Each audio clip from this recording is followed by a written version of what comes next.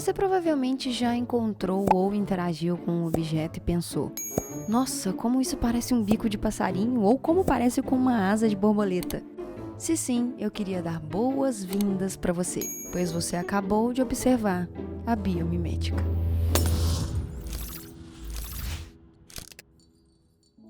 Mas antes de eu te explicar um pouco mais sobre biomimética, eu quero te contar uma pequena historinha, beleza? Suíça, 1941, Georges de Mistral, sempre em suas caminhadas com seu doguinho, voltava com a calça cheia de carrapicho. Jorge, então, passava horas e horas tirando esses pequenos carrapichos tanto da sua calça quanto do pelo do seu cachorro. Um certo dia, Jorge observou e ficou um pouco curioso em entender por que essa semente grudava tão bem e tão fortemente em tecidos e pelos. E aí, ele resolveu olhar bem de perto essa estrutura dessa sementinha.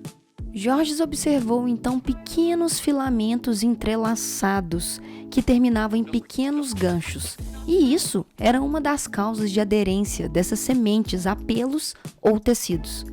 E depois de algum tempo, precisamente 7 longos anos de muita pesquisa, paciência e observação, o Jorginho, para íntimos, patenteou sua empresa, hoje conhecida como Velcro. Velcro que é conhecido por mim e por você como essas duas tiras de tecido. Uma tira com milhares de ganchos minúsculos e outra tira com a mesma quantidade de laços igualmente pequenininhos que fazem esse barulho tão popular na sociedade. Inclusive, o velcro já foi até para o espaço. Inicialmente, ele era vendido como uma solução genérica para fixação.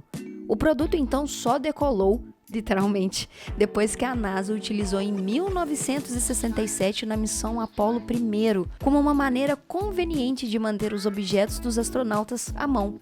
Bastava simplesmente colá-los nas paredes da nave e pronto. Uma maneira de não deixar os objetos voando por lá. Isso, meus amigos, é um exemplo de biomimética em sua forma pura. É a observação do funcionamento da natureza aplicado em situações diversas para a humanidade. A biomimética é a área da ciência que tem por objetivo o estudo das estruturas biológicas e das suas funções, procurando simplesmente aprender com a natureza, suas estratégias e soluções. Bios, que em grego significa vida, e mimesis, que significa imitação. De modo simples, a gente pode dizer que biomimética é a imitação da vida.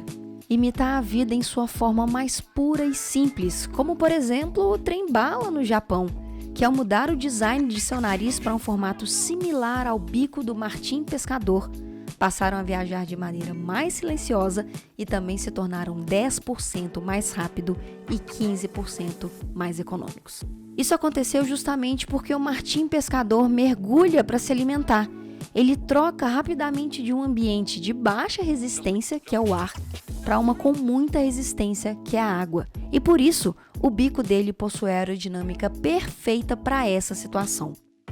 Ou como o edifício Westgate Century, um edifício em Zimbábue que observou os cupins. Isso mesmo. Os cupinzeiros, eles são construídos de forma para manter um ambiente com temperatura, umidade e ventilação precisamente controladas. E essa foi a inspiração para criar a estrutura de ventilação desse prédio, que observando a estrutura do cupinzeiro, varia a temperatura em apenas 1 grau durante o dia e gasta 90% menos energia no sistema de ventilação em relação aos outros edifícios tradicionais e que, inclusive, já economizou 3,5 milhões de dólares em custos de ar-condicionado.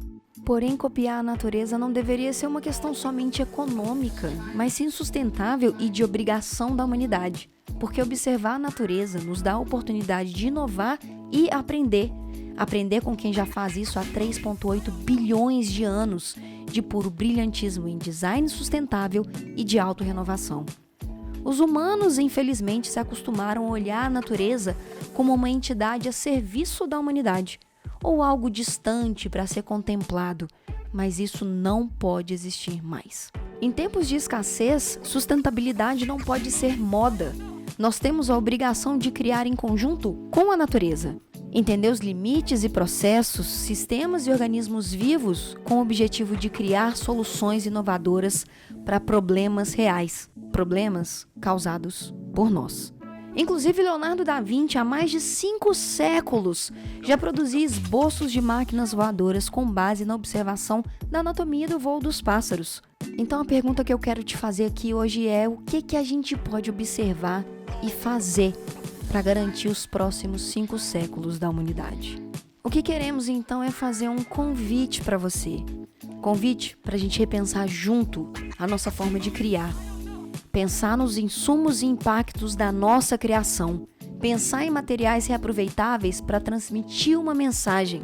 Pensar em como o hoje impacta o amanhã. Um amanhã que não é só meu. Um amanhã que é nosso. A biomimética pode salvar a humanidade.